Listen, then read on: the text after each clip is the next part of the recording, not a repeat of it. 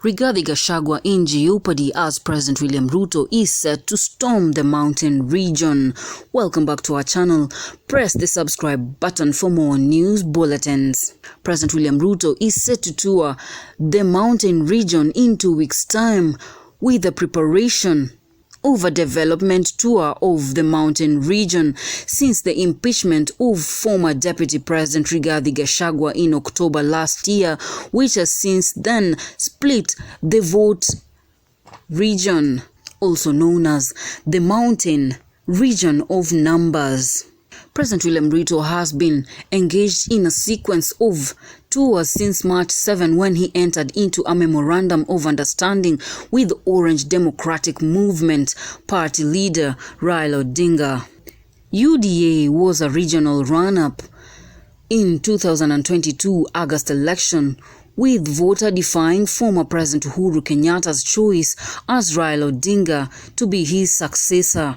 The mountain region, with the help of former Deputy President Rigathi Gachagwa, put President William Ruto in power. With the impeachment of Rigathi Gachagwa and the appointment of Kithure Kindiki as the new Deputy President, Gachagwa launched campaigns against President William Ruto, portraying him as a traitor and a dishonest person, since he used Rigathi Gachagwa to get to the mountain region, and after acquiring the seat, he ditched Rigathi Gachagwa. Since then, Rigathi Gachagwa has sworn to make President William Ruto a one-time president as he prepares to launch his big political party. President William Ruto has been on a tour since the finalization of the broad-based alliance. He has toured northeastern, Nyanza, coastal region, and Nairobi region. President William Ruto has planned a series of projects like road constructions. During his speech in State House yesterday, he addressed the following. The second item that I am very proud of your support and that of the Africa Development Bank is our road infrastructure.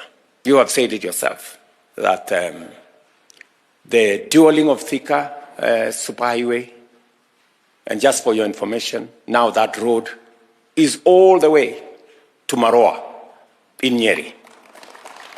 The road now has been dualed from where you left it by the support of your great organization. Now it went to Thika, Thika to Kenol. It was picked up from Kenol, now all the way to Nyeri. In fact, later this month, I will be inspecting that road and the wonderful interchanges that have been rolled out and supporting the whole transport network of that section of Kenya. The project you have said that connects Kenya and Bagamoyo, Horohoro, that comes all the way to Malindi. I was in Mombasa a few weeks ago, and I was inspecting that road. It's funded both by yourself, sections by yourself, and sections by the European Investment Bank. And others, I want to tell you, we are making very good progress. Just for the record again, I was in Kitale last weekend. And the road you're supporting from Lesero to Kitale, and eventually connecting to Takwel. We will be advertising that road in the next few months. All the notes have been completed. And just to tell you that we're making progress on that road as well.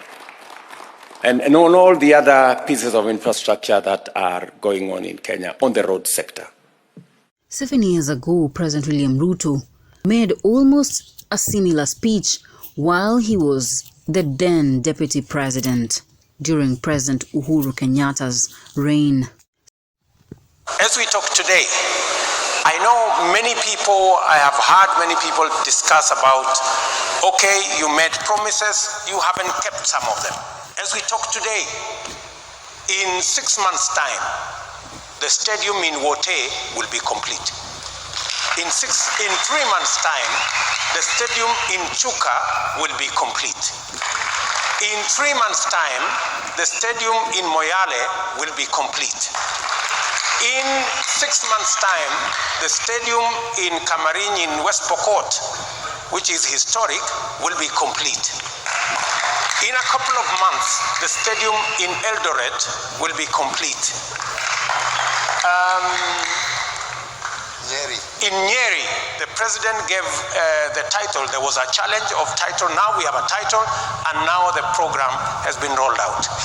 In Kiambu, in another 3-4 months, the stadium will be complete. We have challenges. We have a small challenge in Mombasa because the county government has issues of ownership of the land, although all the contracts and everything has been signed for, including the tartan for the stadium, is in place. We have a small challenge again in Kisumu because the county government has not relocated the dumping site, which is next to the stadium, and international requirements dictate that you cannot have a dumping site side by side with a stadium. As soon as that is relocated, that process will be complete. So instead of 5 stadiums, we actually went for 9, just to make it good and to make it better. And our big question is, are the projects President Ruto is referring to as projects in progress his designated projects as president? Is President William Ruto going to ever change to focus on the citizens of Kenya rather than scapegoating in a sequence of lies? It is called sweet tongue, the political language. After elections, nothing promised is worked upon. Well, is Rigathi Gachagwa ready to receive President William Ruto in the mountain region? Will Rigathi Gachagwa pay goons to sabotage President William Ruto's visit to the mountain after their major fallout? Time will tell. Well, here are some of the reasons why President William Ruto is planning to storm the mountain. And number 1 is, President Ruto is quite aware that without the mountain, he will not get a second term come 2027. The mountain has the numbers, and the mountain people are always one. Once they decide to support one candidate, they strongly stand behind that candidate. Politics is about numbers, and President William Ruto is quite aware that the mountain region has the numbers.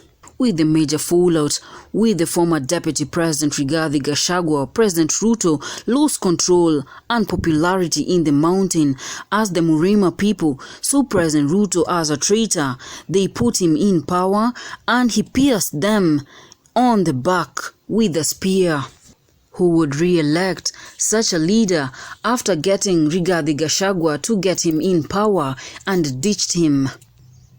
Well, number 2 is President William Ruto is trying to find a way to reach Rigathi Gachagwa and make him work together with the government, since he has become a big opposition leader and is always exposing the deep government secrets. So, by trying to break a deal with Gachagwa, President Ruto will be in position to gain massive control and support of the mountain once again.